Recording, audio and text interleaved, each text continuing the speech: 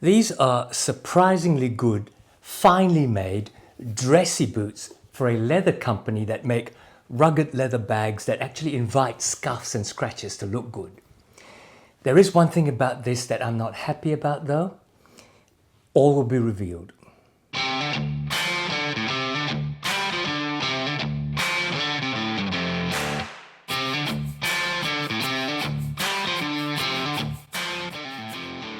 G'day, welcome back. For those new here, this is my boot and sometimes gear review channel, Bootlosophy, and my name is Teg. Shout out to the Wajak people, traditional custodians of the lands that I work on. Today I am reviewing the officer boots from leather bag and leather goods company Saddleback Leather. This is their first foray into boot making. But first, know that I was given this pair for review. Now, I am probably naturally affected by the fact that it was given to me, but I'm here to give you an objective review of these boots, and some of what I see, I don't like. I think it's important for you to know that when I was approached, I chose to review the Oxblood model. They also come in English tan and raven black. When I chose the Oxblood example, I was told they were out of stock, and I had to wait for over a month.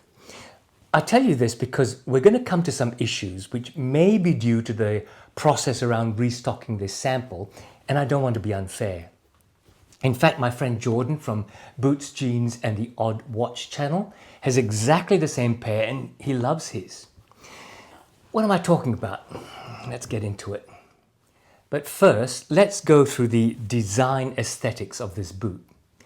When I did my unboxing video, a commenter said that he took a look at this and he said, I prefer Red Wing.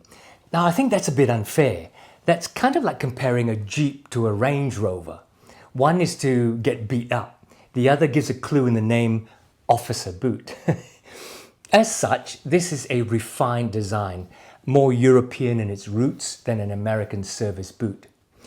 It is a 6-inch service boot though. Very low profile and therefore sleek leather sole with a low stacked leather block heel.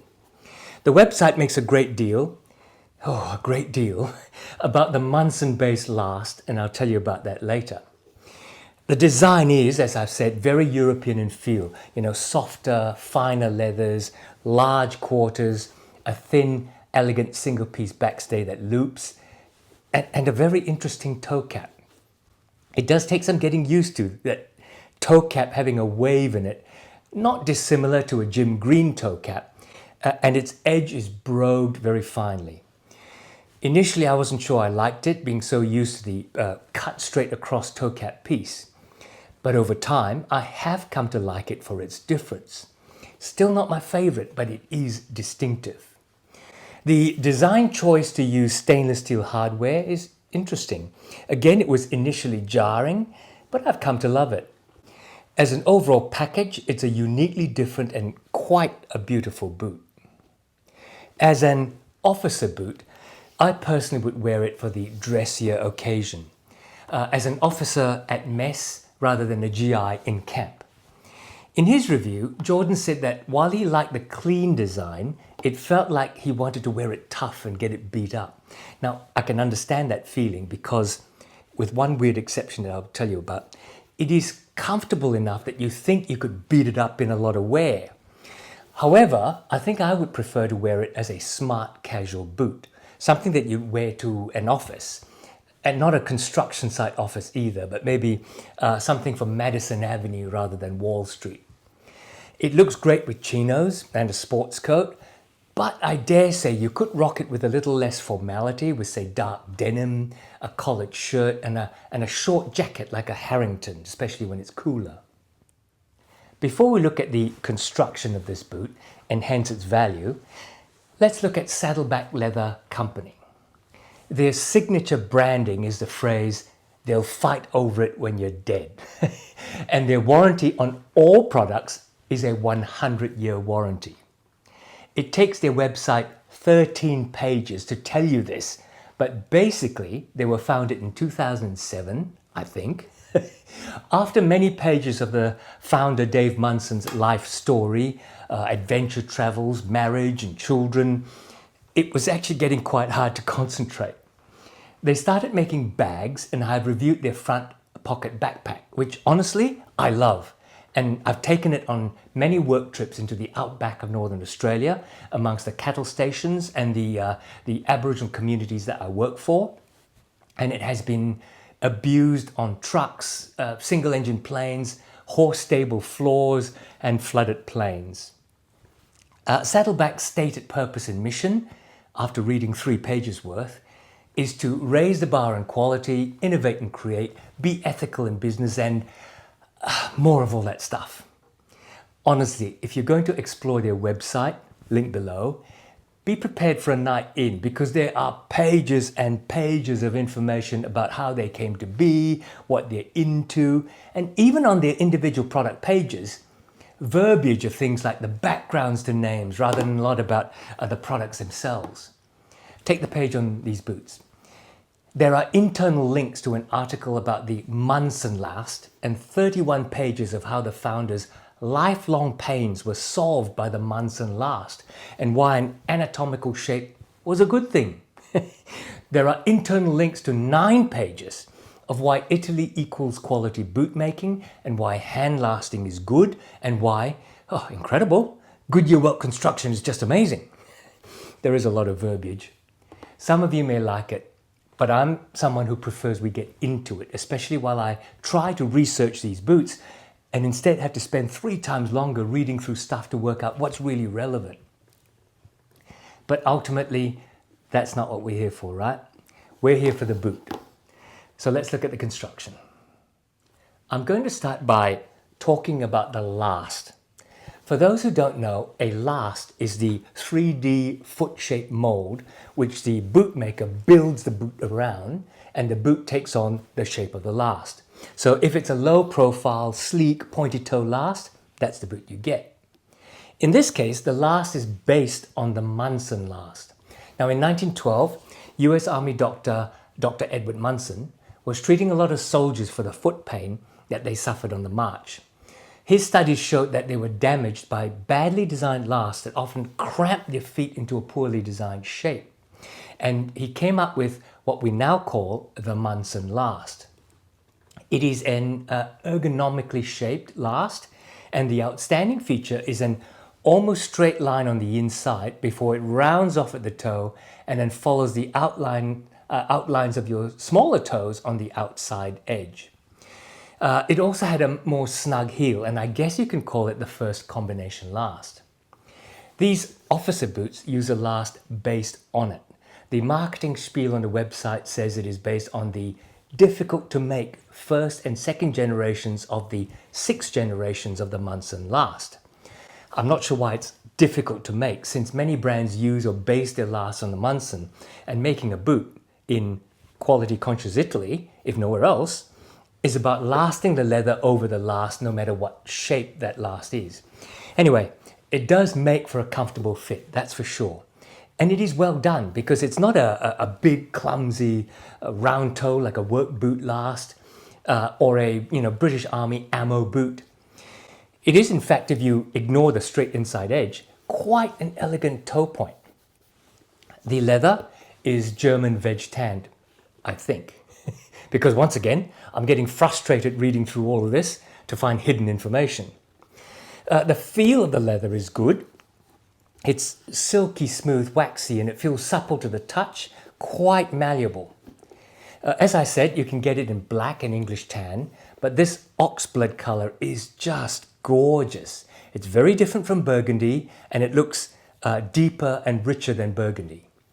With the soft calfskin lining, it's about 3.5 millimeters thick. And if I measure the unlined pull loop at the back, assuming it's the same thickness as the uppers, that's about 2.5 millimeters thick.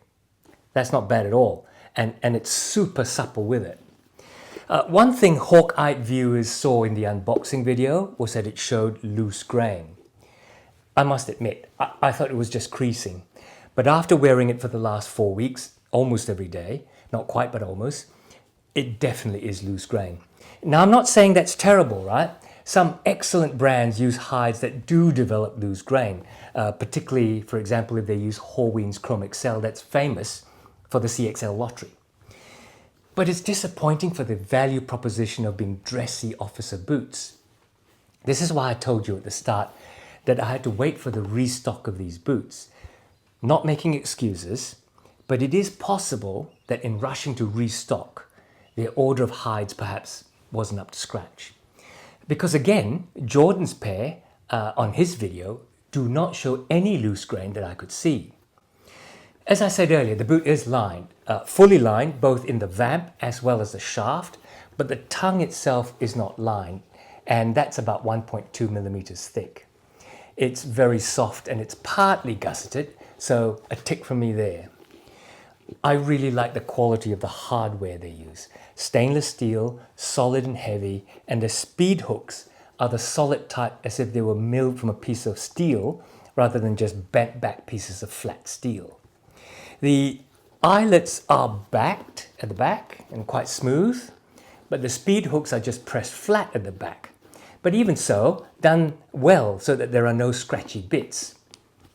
Inside the boot, they use veg tan insoles and insert a glued leather comfort sock liner under the heel, basically from the heel to the arch here, with a foam backing that gives pretty good shock absorption. As per the verbiage about how good Goodyear welt construction is, guess what? This boot is Goodyear welted. The uppers are turned in and sewn to the welt. The insole, though, is hand welted, I think, where they cut a flap in the insole to stitch the inside of the welt to the insole rather than use a glued-on canvas gemming, like in Red Wing. The outside edge is stitched through to the leather outsole, but here there is another mark of good quality boot making. Instead of just stitching the outsole on, or even cutting a channel to seat the stitches in, they actually cut a flap at the edge of the sole, bend it back, stitch the welt and uppers on, and then turn the flap closed and glue it on. You just can't see the stitches at all. I'm not sure there's a midsole. Now, most leather-soled boots don't have a midsole, or if they do, you can usually see two pieces of leather. It is hard to tell here because the edge finishing is so good. But if there is no midsole, the outsole leather itself is about 6 millimeters thick, which is pretty good. If there is no midsole, I would advise taking it to your cobbler and putting on a rubber half-sole toppy to protect the leather, because if you wear that straight through, resoling can be expensive. Now inside the boot, they use cork to fill that cavity inside the welt, and there is a steel shank between the heel and the ball of the foot to keep your arches up. And just to round off, the heel is 2 stacks of veg tan leather, topped by a leather and rubber top lift, which personally I find actually quite slippery. The stitching is all fine, clean, accurate, really finely done as you would expect from a good European boot workshop. As for Leathercare, since this is veg tanned full grain leather, it's quite durable, so I don't think it needs a lot of care unless you want to wear it really dressy and you want to shine it up. For the most part, it's quite a dry leather, so I'd make sure you brush it often to keep it clean, and also to move any oils and waxes around and prevent areas from drying. Every couple of months, I'd apply my go-to conditioner for smooth, full-grain leathers, Venetian Shoe Cream. Just apply multiple sparing coats, let it dry and sink in. Consider if you need to apply another coat and then repeat if necessary. I prefer putting 2 or 3 thin coats of VSC rather than just slapping it on. Once the VSC is dry, give it a brush with a good quality horsehair brush. And if you like a shiny boot, you can take the next 2 steps. Apply a good quality shoe cream, either neutral or match the Oxblood color. Applying an Oxblood cream will touch up the color if it's starting to fade. Let it dry and then brush again, and then apply a thin smear of hard wax. Once again, with the wax, use neutral or matching Oxblood. You let it haze and then brush it and buff it with a cloth for a clean, deep shine. Now to sizing. They recommend getting true to your Brannock size. Now, I'm sure people new to heritage boots get confused by boot nerd discussions about going a half down. So quickly, we measure our true size using a Brannock device. One of those things you stand on at the shoe store and the sales clerk pushes sliders around. Most American boot brands make their boots a bit larger, half a size larger. So a heritage boot size 8.5 is actually measuring like a size 9. In my case, I measure my true size as 8.5. So in most cases, not all, I take a size 8 in heritage boot sizes.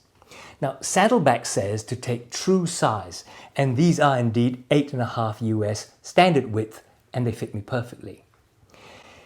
As for fit, this is where my feet and this boot don't see eye to eye. Now, it's not the Munson, or it's not that it pinches somewhere, or is even sloppy somewhere else. Now, it fits perfectly and has pretty good arch support, and even fits comfortably. But for me, there is a fatal flaw which spoils the feel of the boot on me and affects how I walk.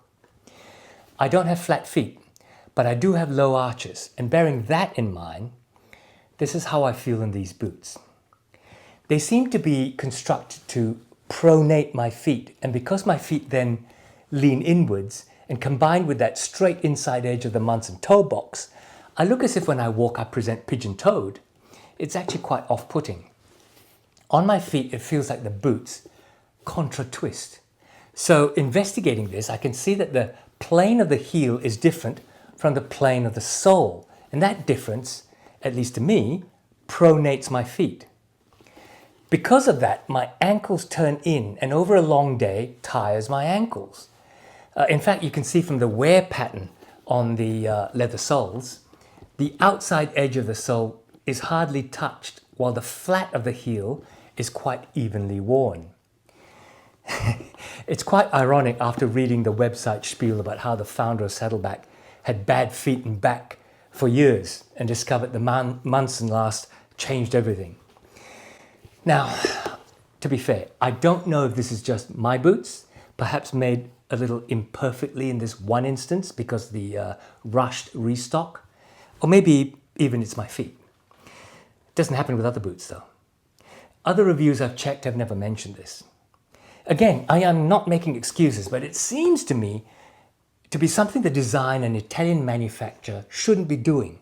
But maybe if it's like this for all new boots, maybe after a good amount of wear, the natural leather components will shift and flatten and the problem will go away. Wrapped around all this, the sizing is good though. The fit around my feet is good, and honestly, the leather sole and the cork filling feel very comfortable. It's just that the manufacture, the geometry pushes my feet to pronate, which is a fatal flaw for me. It comes to this. These boots list for $679 US. Now wait, if you join the Saddleback Club, you can get them for $611. And wait, while it may sound a lot compared to say Grant Stone's more, their smooth leather and more dressy diesel boots, they're at the mid 400s. I think this represents fair value. I think you need to think of them as a fine European boot and compare prices to, say, UK Northampton boots or brands like Carmina, because they better match those finesse type of boots. For those, you're talking Aussie $1,100 for, say, a Tricker's Stow, or $800 to over 1,000 Aussie for a dressy Carmina cap-toe boot. These compare to converting the officer boot price to 960 Aussie dollars. So you can see it's in the ballpark for that range. Do they compare in quality though? Ignoring my fatal flaw, that pronating feel, the leather and the construction are at least as good as my Joseph Cheney boots, probably better than some of my R.M. Williams's boots, and about the same as other English boots in my collection. You'd also, of course, have to write off the loose grain as maybe caused by a rushed restock. Don't compare them to P&W or Red Wing, different type of fish altogether. So overall, fair value. But if all their boots are made so that they misalign the flat of the heel and the plane of the ball of the foot, or they really don't have that great clicking quality control, I think that's a problem at that price. At any rate, in summary, I have to say I like the look and the design. I like the overall quality. I can forgive the loose grain. I have that on a pair of Vibergs even, and several Parkhursts and Red Wings. But that misaligned heel and sole, now that's a killer for me. Well, I hope you got some value from this review. as biased as I am about being given a pair of boots for free to review. If you did, I hope you'll help me out by clicking on like. And if you're not yet subbed, come on, give that sub button a smash and help my channel grow to help other boot nerds and people new to boots. I'm back next week and I hope to see you back here as well. So take care out there and I'll see you soon.